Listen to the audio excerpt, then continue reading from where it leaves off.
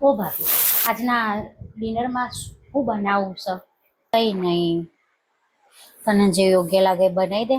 દાળ ભાત શાક રોટલી અથવા ખીચડી ભાખરી કઢી ખાવું જ છે ને, ખાલી પેટ જ ભરવું છે ને.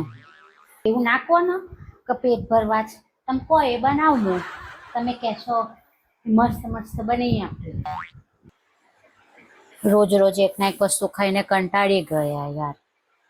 અરે આઈડિયા, તું દાળ ઢોકળી મસ્ત બનાવે છે, તો સાંજના ડિનરમાં દાળ ઢોકળી બનાવી દે આજે. ઓકે, સારું. દાળ ઢોકળી હું તમારે પહેલાં જે કોમ કરતી હતી ને, એ માસીએ મને દાળ ઢોકળી પણ બનાવતા શીખવાડી હતી. મસ્ત દાળ ઢોકળી બનાવું, એટલી મસ્ત દાળ ઢોકળી બનાવું કે તમે ઓગળો હું અને થાળી જ આપી જશો. કેટલા વાગ્યા? ડિનરનો ટાઈમ થઈ ગયો હશે. આજે તો ડિનરમાં દાળ ઢોકળી છે.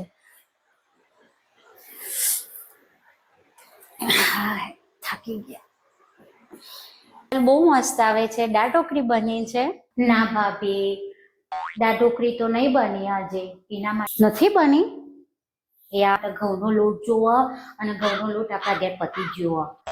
હવે તો જુઓ ને, ખાવાનું એ રાતનું બની ગયું. તે હું શું કરું, કાલ સવારે દળીને કાલ બનાવી આપો.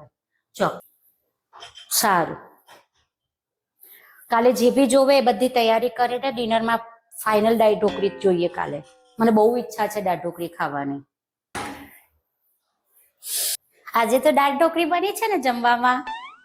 ના ભાભી, એમાં ને મને શીખવાડ્યું હતું પેલો માસીએ. તેમને કીધું હતું શિંગદાણા ચોક્કસ નાખવાના.